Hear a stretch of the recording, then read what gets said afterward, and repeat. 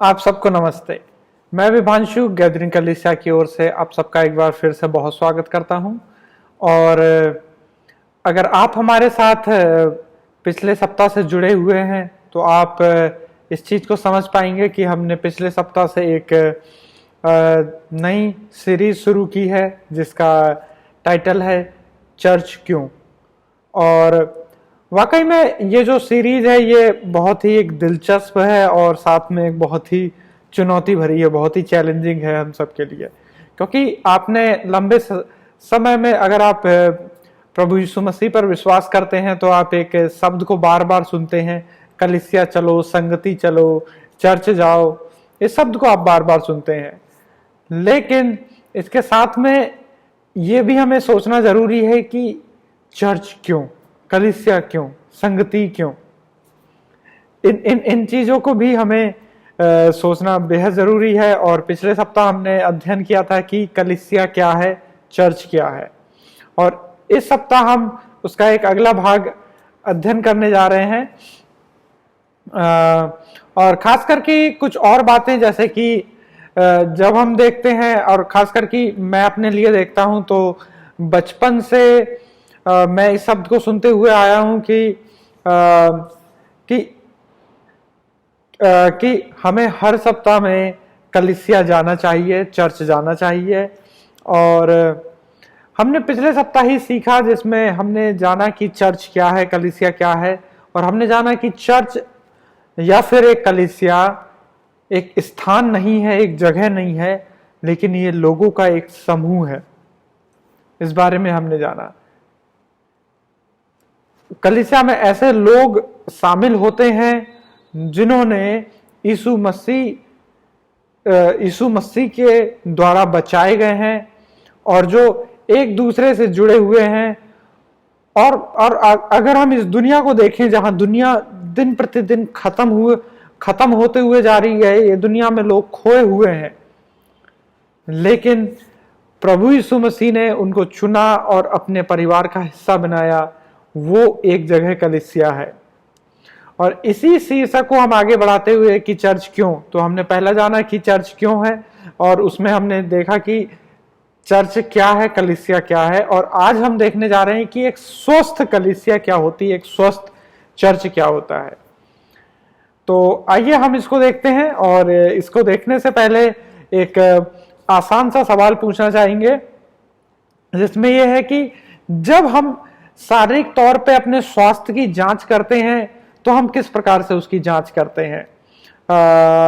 हमारे पास कई सारे तरीके होते हैं। कई लोग ब्लड प्रेशर नापते हैं, कई लोग अपने शुगर का लेवल नापते हैं, कई लोग बुखार का थर्मामीटर लगाते हैं, और भी बॉडी में एक्सरा होता है, या फिर कई लोग अल्ट्रासाउंड, सीटी स्कैन वगैरह कराते हैं जिससे कि उनके शरीर को सही से जांचे।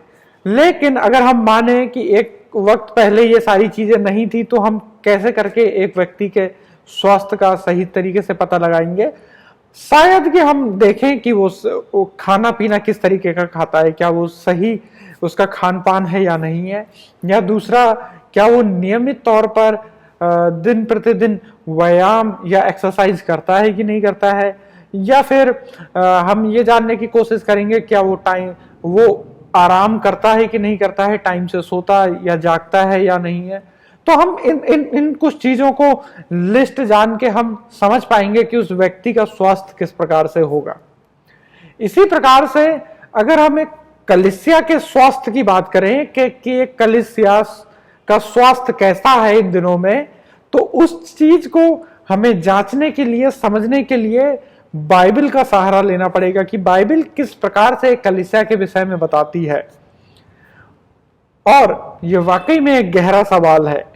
और हम धन्यवाद करना चाहेंगे मार्क डेवर भाई का। मार्क डेवर एक भाई हैं जिन्होंने स्वस्थ चर्च, स्वस्थ कलीसिया के ऊपर एक पुस्तक लिखी है, और उन्होंने बहुत ही अपना समय दिया है और बहुत सारी रिसर्च दी है, और कई अलग अलग बाइबल के वचनों के द्वारा ये समझाने में मदद की है कि एक स्वस्थ कलीसिया किस प्रकार की होनी चाहिए, जो कि बाइबल के वचन के आधारित है। तो आज हम इन्हीं और और हमने अपने इस पूरे स्वस्थ कलीसिया या एक स्वस्थ चर्च क्या है, इसको हमने अलग अलग चार भागों से या 4 पॉइंटों से हम ये समझने की कोशिश करेंगे कि एक स्वस्थ कलीसिया कैसी होती है। और आज के दिन में ये एक लंबा टॉपिक है, तो आज के दिन में हम बस इसके 2 ही पॉइंट कवर कर पाएंगे। और जिसमें से पहला पॉइंट मैं फिर से इसको रिपीट करना चाहूंगा कि एक स्वस्थ कलीसिया की हम कैसे जांच कर सकते हैं। तो इसका पहला पॉइंट, एक स्वस्थ कलीसिया पवित्र शास्त्र को प्राथमिकता देता है। पवित्र शास्त्र की प्राथमिकता एक स्वस्थ कलीसिया का पहला मानक है। और दूसरा मानक है कि एक स्वस्थ कलीसिया सुसमाचार पर विश्वास करता है।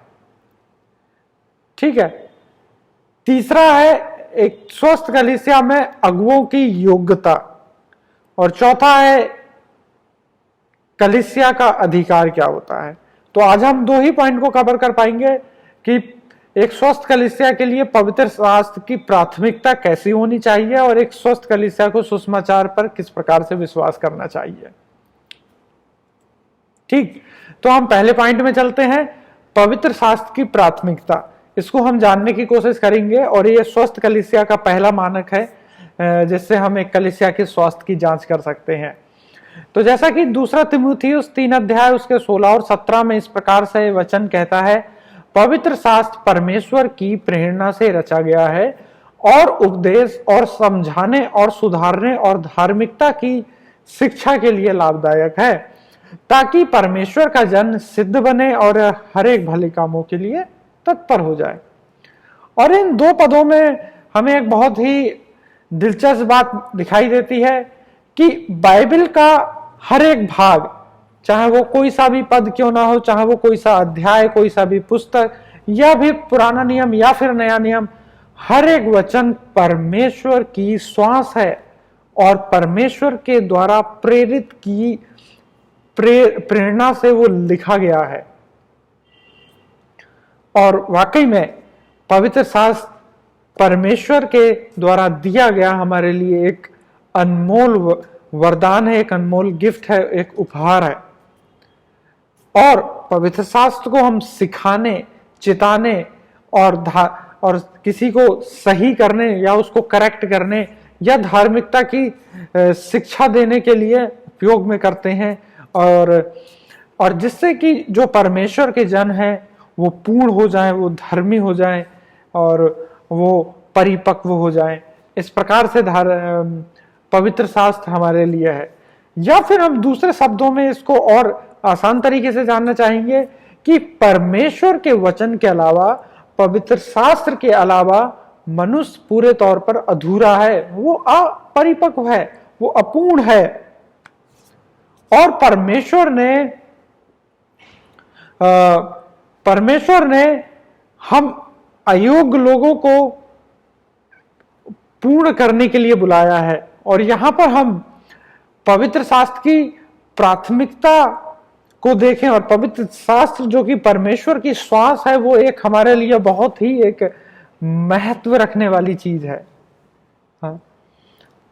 और इस प्रकार से हम देखते हैं कि एक कलीसिया के लिए, एक स्वस्थ चर्च के लिए पवित्र शास्त्र की प्रधानता होनी चाहिए। एक कलीसिया पवित्र शास्त्र के वचनों पर आधारित होनी चाहिए, क्योंकि वो पवित्र शास्त्र परमेश्वर की ओर से दिया गया है। और जैसे कि हम रविवार के दिन में इकट्ठा होते हैं और परमेश्वर का जो जन होता है वो हमें परमेश्वर के वचन के द्वारा हमें सिखाता है, लेकिन इस चीज को हमें जानना बेहद जरूरी है कि जो सामने परमेश्वर का जन वचन प्रचार कर रहा है वो हमें बस कहानियां सुनाने के लिए वहां नहीं खड़ा है, वो केवल हमारा मनोरंजन करने के लिए वहां पर नहीं है, या वो हमें बढ़िया बढ़िया बातों से उत्साहित कर रहा है और हम बिल्कुल आनंदित हो रहे हैं, या हमें बहुत ही एक प्रेरणा वाले भाषण से हमें भर रहा है। इसलिए परमेश्वर ने उस जन को नहीं ठहराया है जो परमेश्वर के वचन का प्रचार कर रहा है कलीसिया में। लेकिन इन सब के अलावा जो मुख्य चीज है वो वचन हमें ये सिखाता है कि एक परमेश्वर का जो वचन का प्रचार कर रहा है उस व्यक्ति को बहुत ही ईमानदारी के साथ परमेश्वर के वचन को प्रस्तुत करना चाहिए, बहुत ही सच्चाई के साथ परमेश्वर के वचन को प्रस्तुत करना चाहिए, जिससे कि मसीह लोग, विश्वासी लोग पूर्ण हो और हर एक भले कामों के लिए सुसज्जित हो जाएं, तैयार हो जाएं। इसलिए कलीसिया में एक्सपोजेटरी प्रीचिंग, इसका अगर हम हिंदी में अनुवाद करें तो व्याख्यात्मक प्रचार करना बहुत ही महत्वपूर्ण है। शायद आप इस शब्द को बहुत अच्छे तरीके से नहीं समझ पा रहे हैं, मैं इसको और भी ठीक प्रकार से बताने की कोशिश करूंगा।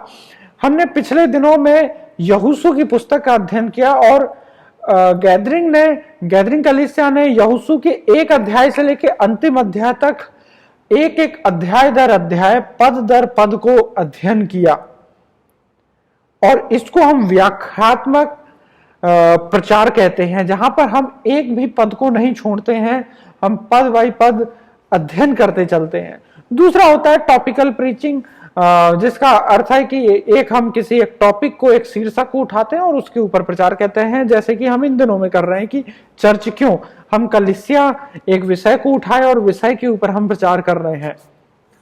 लेकिन व्याख्यात्मक प्रचार एक कलीसिया के लिए बहुत ही महत्वपूर्ण है और ये कलीसिया के स्वास्थ्य को दर्शाता है।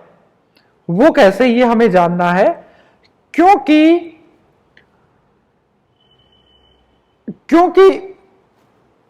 जो एक वचन जो हम अध्याय दर अध्याय पढ़ते हैं वो हमें बहुत बार उत्साहित करता है कि हम उस वचन की गहराई को जानें और वो वचन परमेश्वर के प्रेरणा में किस एक समय में और किस कारणों से वो वचन लिखा गया था, या वो वचन परमेश्वर की प्रेरणा में वो वचन का हम अर्थ समझ सके। और इसीलिए तो क्योंकि एक एक वचन परमेश्वर की प्रेरणा से रचा गया है, तो हम किसी भी वचन को ऐसा नहीं छोड़ सकते हैं। और एक बात जो आपको शायद समझ में आएगी कि जब हम किसी बाइबल के अलावा हम किसी भी पुस्तक, किसी भी साहित्य को अगर हम पढ़ें तो हम उसके एक एक चीज को लगातार पढ़ते हैं, उसके लाइन बाय लाइन को पढ़ते हैं और उसको समझने की कोशिश करते हैं। अब ऐसा नहीं है कि हम किताब को कहीं से भी खोला और पढ़ लिया और हमें समझ में आ गया, नहीं मेरे प्रियो, इसी प्रकार से बाइबल है। हम बाइबल के एक वचन को ऐसे खोलें और पढ़ें और बस उत्साहित हो जाए, नहीं, हमें बाइबल को एक कलीसियाई तौर पर सही रीति से अध्ययन करना जरूरी है। और इसलिए हमें बाइबल को अध्याय दर अध्याय, पद दर पद, पुस्तक दर पुस्तक हमें अध्ययन करना चाहिए, जिससे कि हम बाइबल को सही तरीके से समझ पाए। और ये एक स्वस्थ कलीसिया के लिए एक जरूरी मानक है। और वाकई में हम इस चीज को जान सकते हैं कि यह बहुत ही मेहनत का काम है जब हम बाइबल को एक एक पद उसका पढ़ते हैं और उसको समझने की कोशिश करते हैं, क्योंकि बाइबल के बहुत से ऐसे पद हैं, बहुत से ऐसी चीजें हैं जो हमें बिल्कुल असहज कर देती है, हमें कठिनाई में डाल देती हैं। लेकिन फिर भी परमेश्वर का वचन हमें इस बात के लिए उत्साहित करता है। और कई लोग इस तर्क को दे सकते हैं कि ये तो बहुत ही एक कठिन काम है, एक बहुत ही तकनीकी काम है और हमें वचन अध्ययन करने के लिए परमेश्वर की आत्मा पर निर्भर रहना चाहिए। और वाकई में हम इस चीज को बिल्कुल विश्वास करते हैं कि परमेश्वर के वचन को समझना और उसे प्रचार करना बिल्कुल परमेश्वर की आत्मा के ऊपर हमें निर्भर रहना चाहिए। और इसी प्रकार से जब आप अध्याय दर अध्याय, पद दर पद बाइबल का अध्ययन करेंगे तो आप जान पाएंगे कि बाइबल के बीच में कुछ कुछ जगह इतनी कठिन है जो हमें नहीं समझ में आ रही हैं, कुछ चीजें ऐसी हैं जो हमें इतना चुनौती दे रही है। जैसे कि कुछ वचन इस प्रकार से कि अपनी जीभ पर लगाम देना, इस प्रकार के कुछ वचन है जो हमें चुनौती देते हैं सीधे तौर पर। हमें उन्हें समझना, हमें उन्हें जीवन में लागू करना बहुत ही कठिन हो जाता है। और हम वहां देख सकते हैं कि परमेश्वर की आत्मा की हमें जरूरत है। हम परमेश्वर की आत्मा के ऊपर निर्भर हैं उन वचनों को समझने के लिए, जानने के लिए और उन वचनों को प्रचार करने के लिए। और इसीलिए प्रेरितों के काम की पुस्तक में इफिसियों के लोगों को पौलुस एक विदाई देता है और वो इस चीज को यहां पर लिखता है प्रेरितों के काम 20 अध्याय 27 में, क्योंकि मैं परमेश्वर की सारी युक्ति तुम्हें बताने से नहीं चूका हूं।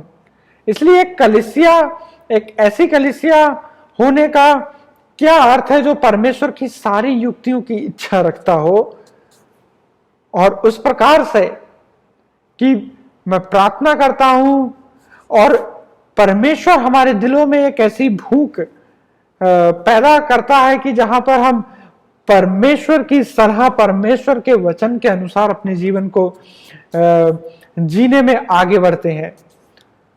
और वाकई में हमें एक ऐसा प्रचारक नहीं बनना है कि लोग हमें देख के कहें कि हाँ हमें भी इस प्रकार से प्रचार करना है, लेकिन हमें लोगों को उत्साहित करना है कि वो परमेश्वर की समानता में आगे बढ़ते चले जाएं, परमेश्वर के स्वरूप में आगे बढ़ते चले जाएं। और ये हमारे लिए बहुत ही महत्वपूर्ण है। और वाकई में जब हम बाइबल में बहुत से ऐसे वचन है, खास करके पुराने नियम में हम देखें तो वो बहुत ही हमें कठिन जान पड़ते हैं, लेकिन इन सबके बावजूद हमें प्रार्थना करना चाहिए और हमें हर सप्ताह विश्वास, योग्यता के साथ और प्रार्थना के साथ वचन को प्रचार करना चाहिए।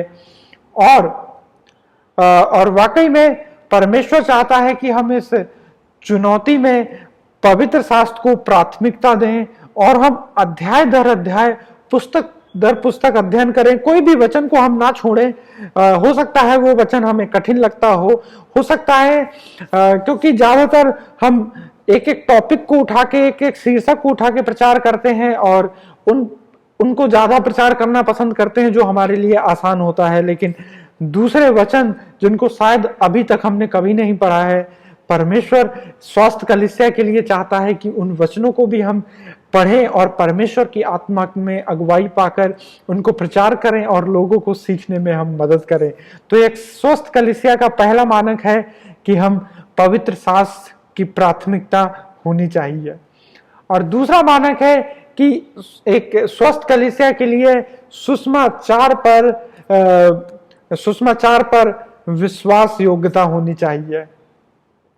और इसे सही ढंग से समझने के लिए हम इस चीज को जान सकते हैं कि विश्वास योग्यता पर निर्भरता का क्या मतलब है।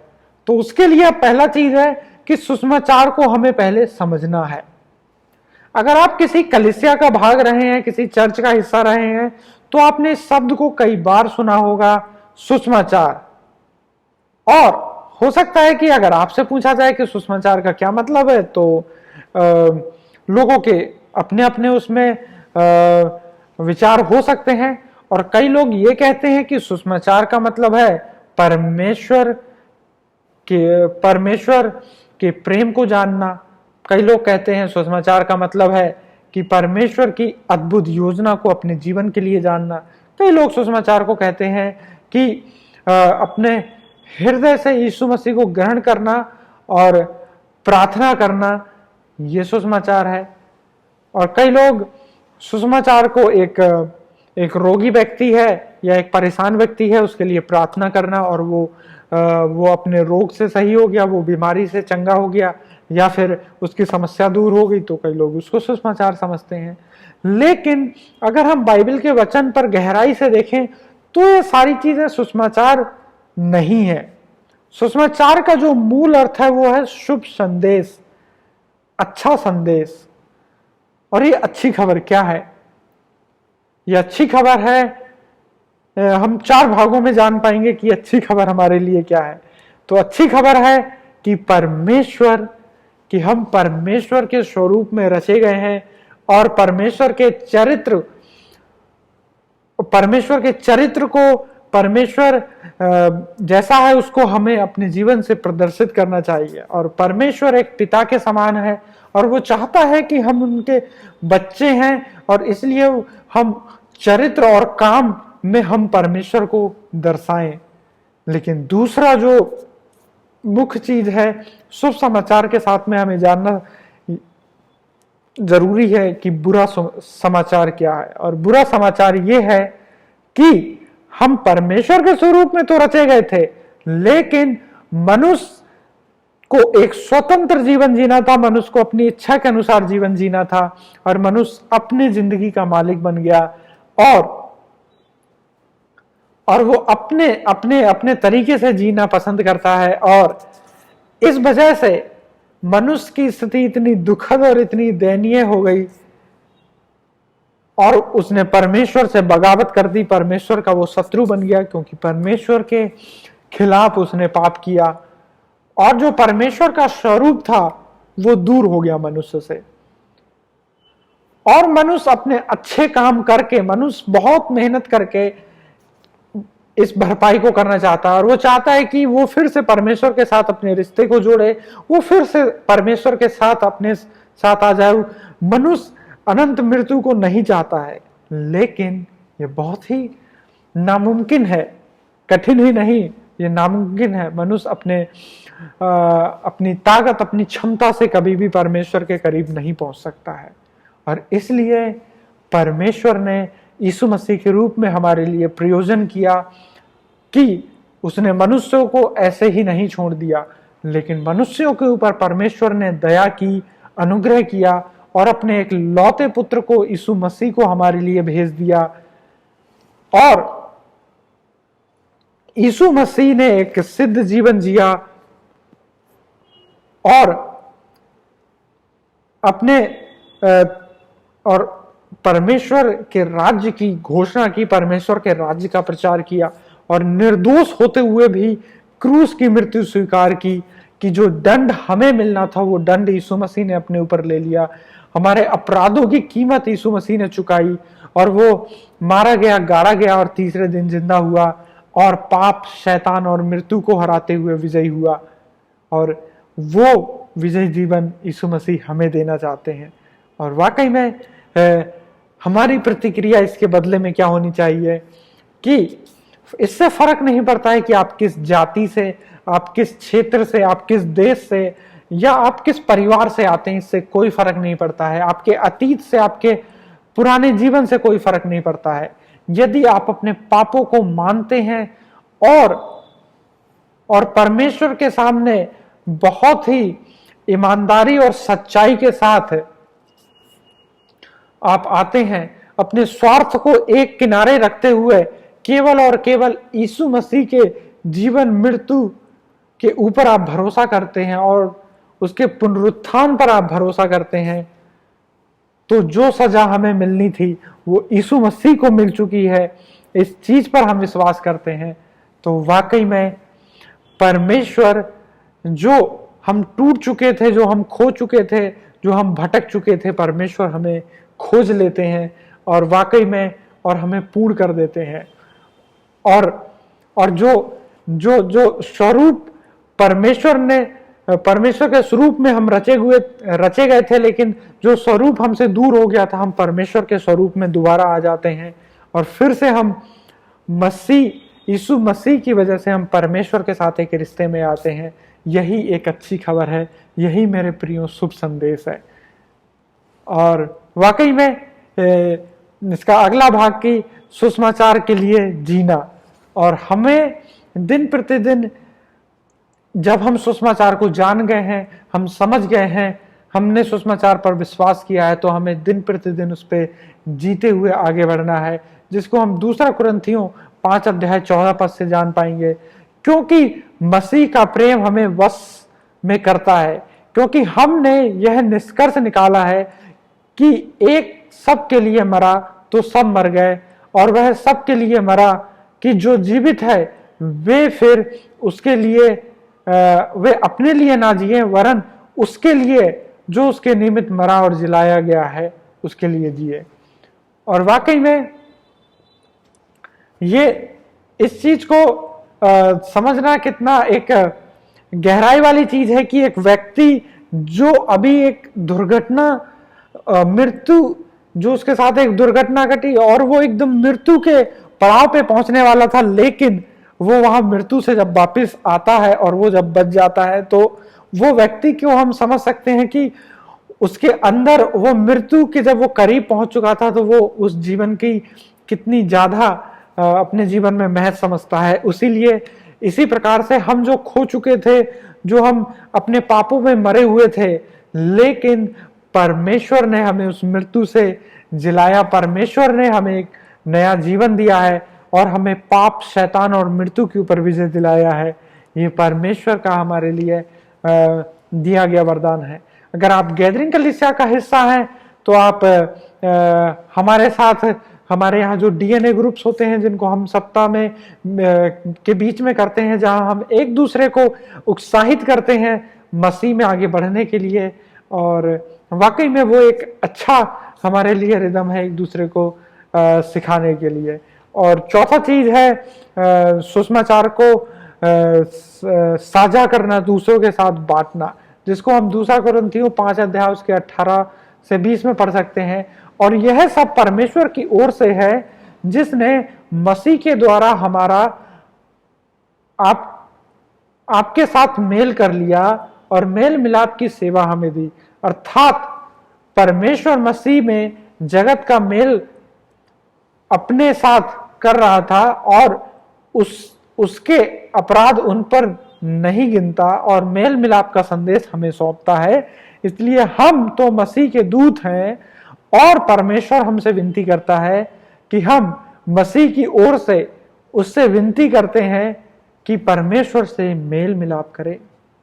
और ये वाकई में कितनी ही आश्चर्य की बात है कि परमेश्वर हम लोगों के माध्यम से जो खोए हुए थे, जो मरे हुए थे, और इस खोए हुए और मरे हुए संसार में हम लोगों के द्वारा वो सुसमाचार को पहुंचाना चाहता है। और यीशु मसीह पर वो चाहता है कि हम व्यक्तिगत तौर पर उस पर विश्वास करें, हाँ, और उसके ऊपर उसके पीछे हम आगे बढ़ें। और ये वाकई में हमें सुसमाचार को दूसरों के साथ साझा करना चाहिए, दूसरों के साथ बांटना चाहिए। और सुसमाचार को कई बार लोग एक अलग तरीके से समझते हैं। कई लोग ये समझते हैं कि लोगों को खाने पर बुलाना, या फिर लोगों के वहां पर संगति करना, या फिर दूसरों से मिलना, या आउटरीच में जाना, ये सारे चीजें सुसमाचार हैं। लेकिन मेरे प्रियो, ये सुसमाचार के एक साधन है।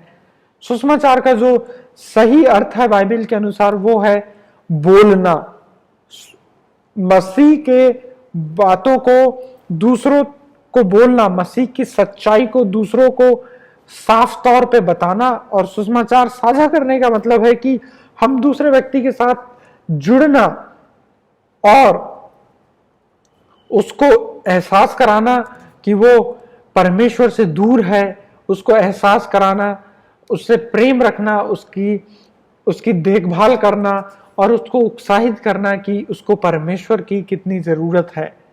इस प्रकार से हम सुसमाचार को दूसरों के साथ साझा कर सकते हैं। तो वाकई में हमने हम आज का जो हमारा टॉपिक था वो ये था कि एक स्वस्थ कलीसिया क्या होती है और एक स्वस्थ कलीसिया किस प्रकार से, क्या मानक है जिससे हम स्वस्थ कलीसिया को जान पाए। तो उसमें पहला था कि एक स्वस्थ कलीसिया पवित्र शास्त्र को प्राथमिकता देता है। पवित्र शास्त्र को प्राथमिकता का मतलब कि एक कलीसिया अपने विचारों को नहीं थोपता है, बल्कि पवित्र शास्त्र की जो बातें हैं उनको वो प्रथम स्थान देता है हर जगह। चाहे वो बातें उन्हें असहज, चाहे वो बातें उनके लिए कितनी ही चुनौती भरी क्यों ना हो, फिर भी पवित्र शास्त्र को पहला स्थान देना।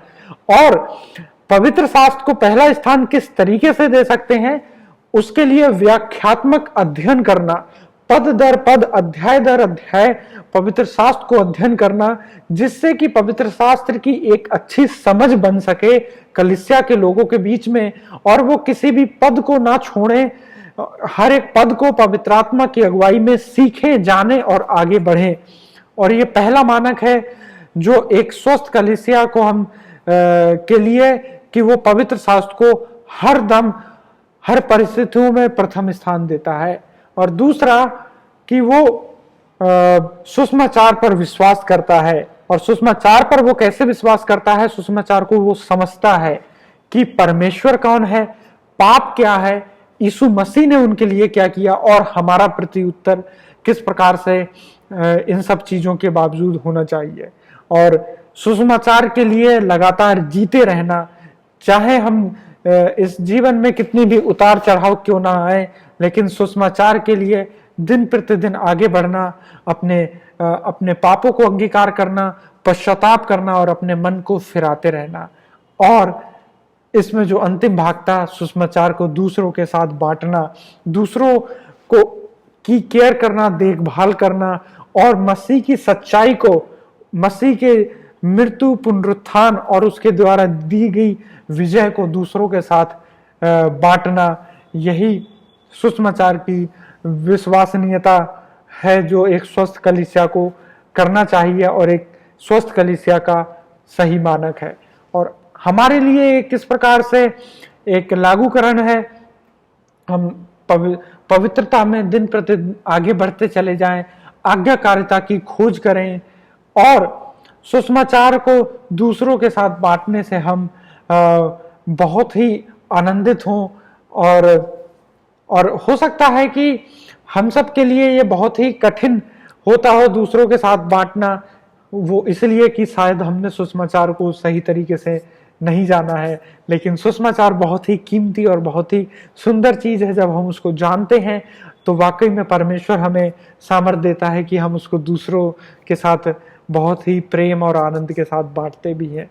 और वाकई में आज के दिन में हमने एक स्वस्थ कलीसिया के दो मानकों को सीखा है कि पवित्र शास्त्र की प्राथमिकता और सुसमाचार की विश्वास योग्यता। आने वाले सप्ताह में हम बचे हुए दो और भागों को सीखेंगे, जहां पर अगुवों की योग्यता और कलीसिया के अधिकार के बारे में हम सीखेंगे। तो इन सारे वचनों के द्वारा परमेश्वर आपको बहुत ही आशीष करे। धन्यवाद। आइए हम प्रार्थना करें। धन्यवाद प्रभु, हम आपका धन्यवाद करते हैं कि आज जो आपने हमें ये वचन दिया, जहां पर हम इस विषय को सीखने पाए कि चर्च क्यों है, और उसमें हमने खास करके इस विषय को सीखा कि एक स्वस्थ कलीसिया किस प्रकार की होती है। हमारी प्रार्थना है कि जो वचन हमने आपकी ओर से सीखा है, इस वचन को हम अपने जीवन में लागू करते हुए आगे बढ़ते चले जाएं। आप अपनी पवित्र आत्मा के द्वारा हमें अगुवाई करें। आपका धन्यवाद, और प्रभु यीशु मसीह के नाम से मांगते हैं, आमीन। प्रभु आपको बहुत ही आशीष दे। धन्यवाद।